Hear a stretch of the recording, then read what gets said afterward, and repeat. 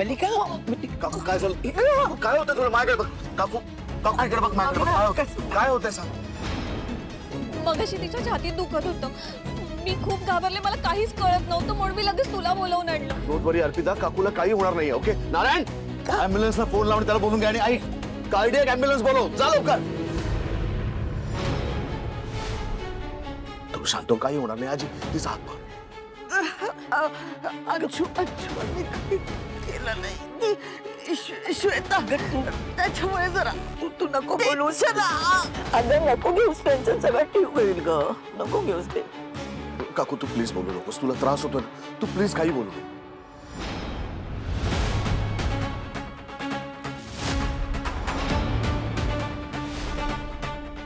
तुझ्यामुळे झालंय हे सगळं तुझ्यामुळे माझ्या मम्माची तब्येत बिघडली आहे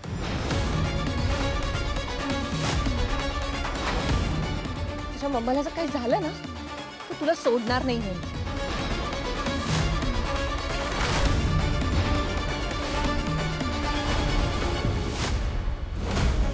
अर्पिता शांत हो नाही होणार आहे आजी शांत प्रत्येक वेळेला हिच्यामुळे काहीतरी घरात कांड होत असतात आता काय इथे उभी आहेस मजा बघायला निघून जा इथे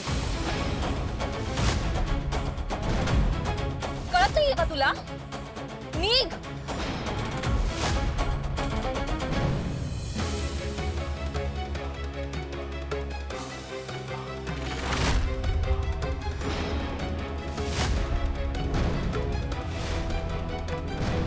अर्पिता ते काय काय बोलतेस तू हे कंट्रोल युअरसेल्फ अजूनही तू तिचीच बाजू घेतेस तुला दिसत नाहीये का तिच्यामुळे मम्माची काय हालत झालीये ती एरवी तर सगळ्यांवर पडापडा करत असतेस मग आता काय झालंय बोल ना काहीतरी तिला मला तर असं वाटतंय अधीरा मम्माचा जीव गेल्यावर तू बोलणार आहेस अर्पिता बस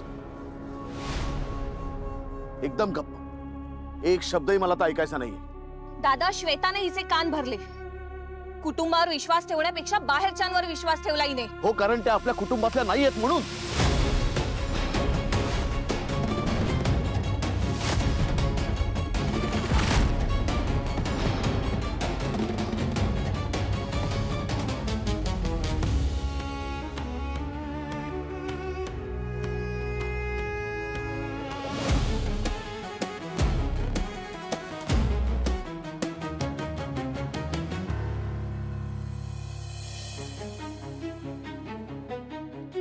आर यू ओके तू ते हे सगळं आत्ता करायची गरज होती का बट यू डोंट वरी मी हॉस्पिटलला जावं लागेल ओके यू टेक केअर मला कळलं येस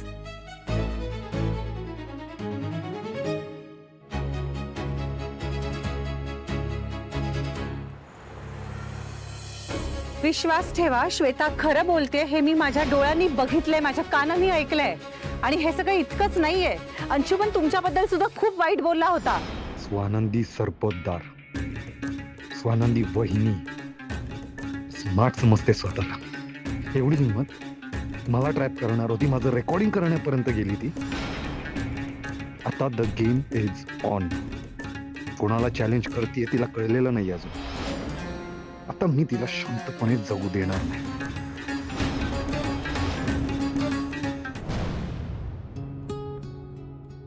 आदिरा आता मला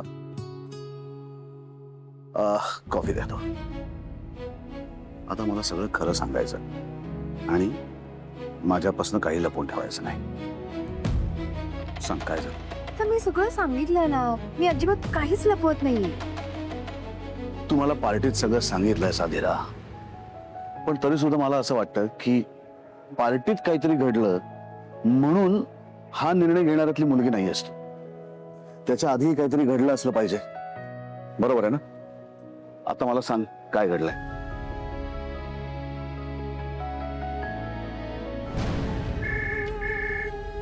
आई थांब जरा खूप घाई आहे इथे खूप गडबड चालू आहे मी नंतर फोन करते तुला पोरगी या घरातून गेली आहे स्वानंदी पण ना डोक्यावरती भूत होऊन बसली आहे माझ्या अरे रोहन माझं ऐकत नाही तुझे बाबा माझं ऐकत नाही समजा तर त्या लोकांना काय चाललंय काय हे सगळं हे असं छोटे मोठे भांडणावरनं हे घर सोडून जाणं बरोबर आहे का बरोबर आहे का तू मला सांग आई आता घरात सारखी भांडणं होत असतील तर त्याला ती तरी बिचारी काय करणार आहे स्वानंदी भांडणं कोणाच्या घरात होत नाहीत ग?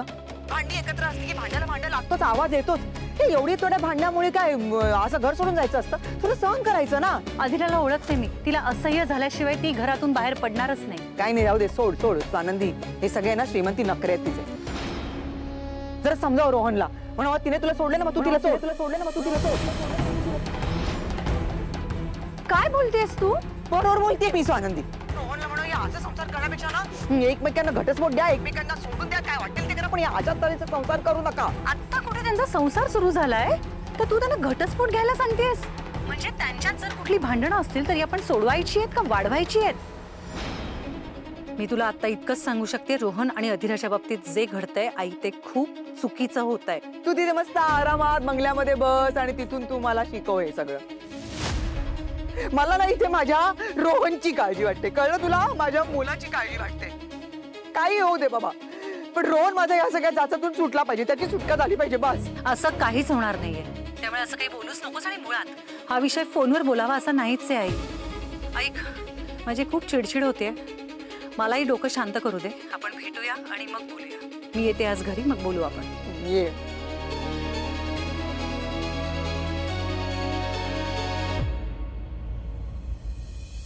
बरं झालं ना मम्मा, तो व्हिडिओ आपल्या हाताला लागला म्हणून. म्हणजे आपण तो लगेच डिलीट केला. स्वानंदी अशी तोंड कशी पडली आहे ना, मज्जा.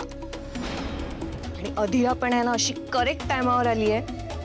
दादाच्या नजरेतून स्वानंदी आणखीन उतरणार. छान सेट झालोय आपण. एवढे खुश होऊ नकोस, आत्ताशी आपलं अर्धच काम झालंय. व्हॉट? अजून काय काम आहे? जेव्हा दोन्हीही डिवोर्स फाईल होतील ना, तेव्हा आपलं खरं काम संपेल.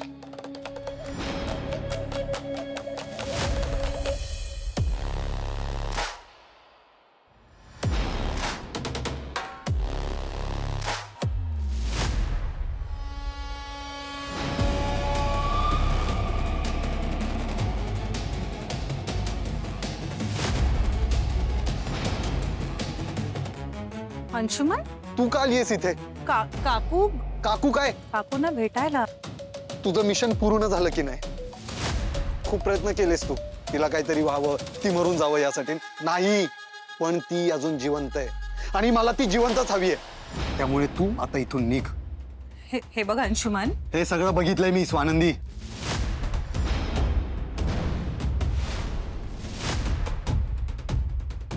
वहिनी, तू जे काही केलंयस ना ते सगळं बघितलंय मी. आता तू बघायचं आणि त्यातनं शिकायचं. माझ्या लाईफस्टाईल मध्ये लुडबुड करणाऱ्या माणसांना मी बाजूला करतो आणि तू माझ्या लाईफस्टाईल मध्ये नाक खुपसलंयस. आता त्याचा मी सोळामोळा करून कसा बाजूला टाकतो ते बघ. त्या थडकला श्वेताला हेल्प करण्यासाठी माझ्या विरोधात गेलीस तू. काय काय करावं लागलं मला. त्या श्वेताच्या घरी गुंड पाठवावे लागले, तिला धमकावं लागलं. पण आता हेच मी तुझ्यासोबत केलं तर